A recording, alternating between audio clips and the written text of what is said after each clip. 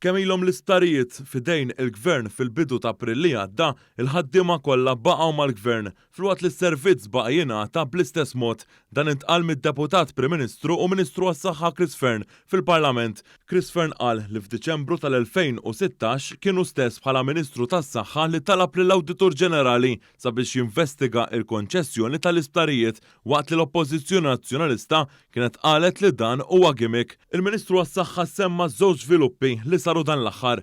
L-ewwel wieħed kien fil-5 April li għadda meta t-tmexxija tal-isptar reġgħet ġiet f'idej il-Gvern. It-tieni żvilupp huwa dak tal-arbitraġġ internazzjonali fejn beda il-proċess sabiex wieħed jiġġieled għad-danni. Illi dal-proċess issa mhux qiegħed isir minn wara dari u allura jiena u sħabi ħanagħmlu ħilitna kollha u ħannagħtu garanzija li nagħmlu ħilitna kollha biex neħdu ħsieb l-interess ta' Malta. Id-Deputat Prim Ministru qal li l-Ministeru għas-Saħħa għal numru ta' snin irreżista milli ħallas ħlasijiet li riżultaw mill-kuntratt oriġinali li ma kienx sar bil-kunsens tal-Kabinett. Wara Jannar tal-2020, id-diskussjonijiet tal-Gvern ma' Stewart kienu dwar it-terminazzjoni tal-kuntratt iżda qalulhom li kien hemm klawżula ta' 100 miljun euro. Wara Jannar tal-2020 jgħidha l-Awditur semmi tajjeb ħafna il-Ministru tal-Ġustizzja. Id-diskussjonijiet tal-Gvern ma' Stewart kienu wkoll qed nitkellmu fuq li tiġi terminata l-konċessjoni. Però kien hawn kif bdejna nitkellmu fuq li niddeterminaw konċessjoni ma' Stewart illi ħarġulna l-Joker tal-100 miljun. Dik kienet l-ewwel darba jien personalment u l-Prim Ministru miegħi sirna nafu bil-klawżula tal-100 miljun.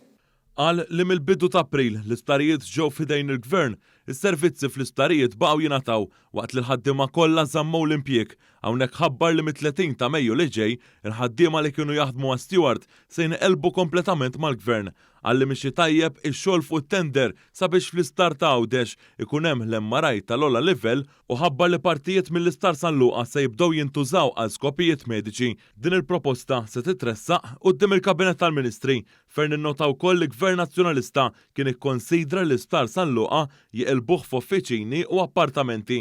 Intant dwar dan is-suġġett tkellmu wkoll il-Ministru għall-Ġustizzja Jonathan Attard u s-Segretarju Parlamentari u l-Wib tal-Gvern Andy Ellul. Il-Ministru Jonathan Attard xejjen il-politika tal-Partit Nazzjonalista fuq dan is-settur anke fid-dawl tad-denunzja miftuħa mill-Kap Nazzjonalista Bernard Grech fil-konfront tal-Prim Ministru fost oħrajn. Il-Ministru Attard rimarka ir-responsabilità politika li qed jerfa' u qed jagħmel tajjeb għaliha il-Gvern minkejja x-xkiel tal-Partit Nazzjonalista li jispinja il-fatti kif ħareġ anke mir-rapport tal-Awditur Ġenerali u għatem jgħid li l-Oppożizzjoni fuq dan is-suġġett laqas taf fejn qiegħda. Dan b'differenza l-Gvern li fl-aħħar snin fuq din il-kwistjoni poġġa dejjem fuq quddiem l-interess nazzjonali. Min-naħa tiegħu is-Segretarju Parlamentari Andy Ellul qal il-Kap tal-Oppożizzjoni Bernard Grech qed jinżel fil-baxx fosthom bid-denunzja fil-konfront tal-Prim Ministru biex jipprova isalva ġildu.